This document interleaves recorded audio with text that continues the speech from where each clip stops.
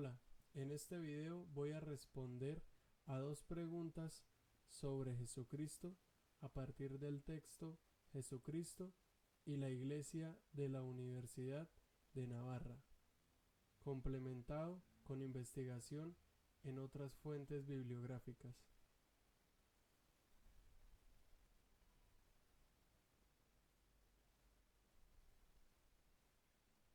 La primera pregunta es: ¿estaba Jesús soltero, casado o viudo? Y la segunda: ¿cómo se explica la resurrección de Jesús? Dos preguntas que parecen simples pero que han generado debates históricos y teológicos durante siglos. Los cuatro evangelios hablan de la madre de Jesús, de sus hermanos y hermanas, pero en ningún momento mencionan a esposa. Este silencio no es un descuido. En la antigüedad judía, la esposa de un hombre público siempre era nombrada. El propio historiador Flavio Josefo menciona a sus esposas en sus memorias. Si Jesús hubiera tenido esposa, algún texto lo habría recogido.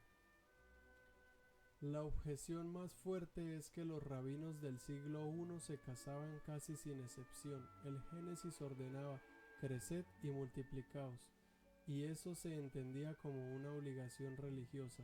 Entonces, ¿no debía Jesús cumplirla también?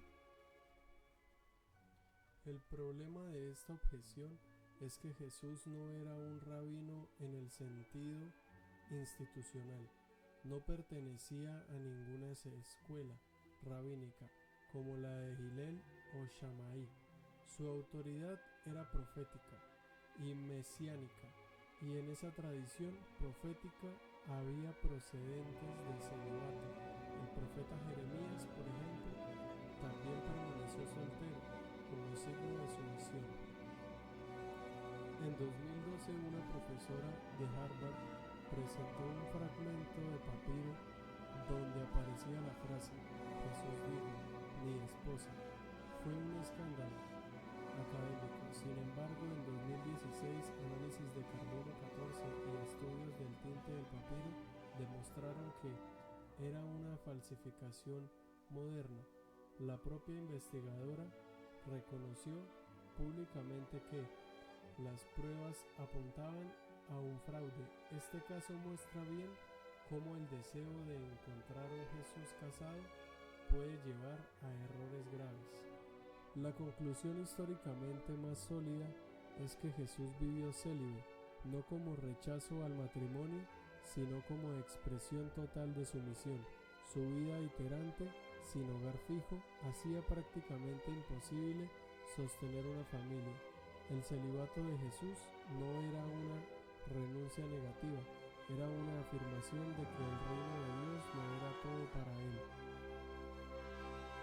El sepulcro vacío es un dato que incluso los adversarios del cristianismo en el siglo I tuvieron que aceptar. La única respuesta que dieron fue decir que los discípulos habían robado el cuerpo, pero si el cuerpo hubiera seguido allí, la predicación de la resurrección habría sido imposible en Jerusalén, a metros del sepulcro, con testigos directos. Nadie fue a buscar el cadáver para desmentirlos.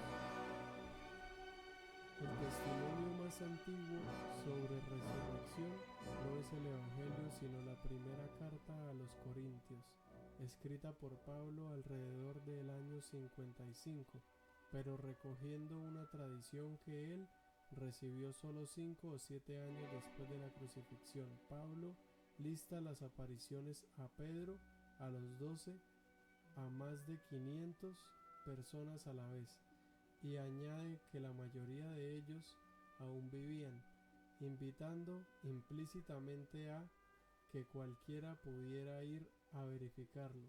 No es el tipo de afirmación que se hace cuando uno está inventando.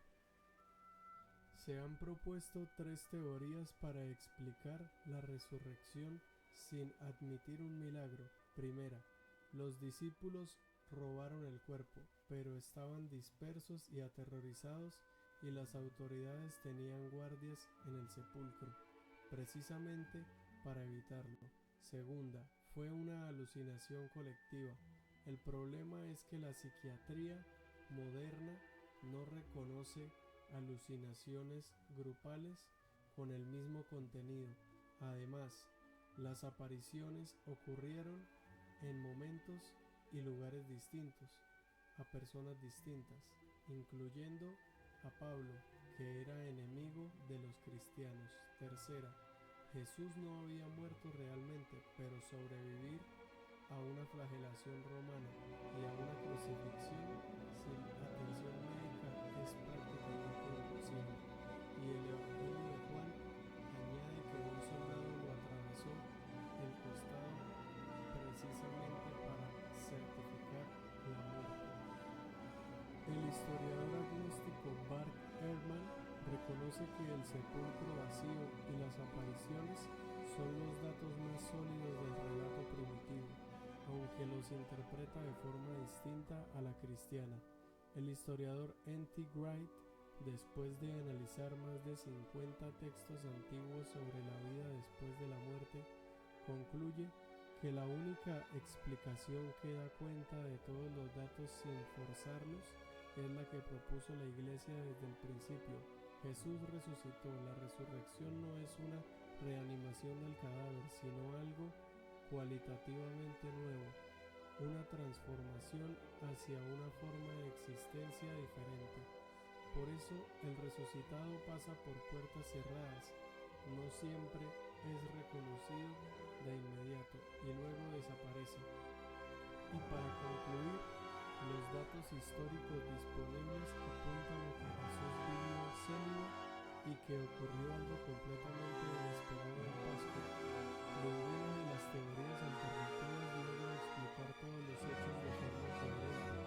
La pregunta final que queda abierta no es si hay evidencia de que algo extraordinario ocurrió, sino si uno está dispuesto a aceptar que lo extraordinario puede ocurrir. Gracias.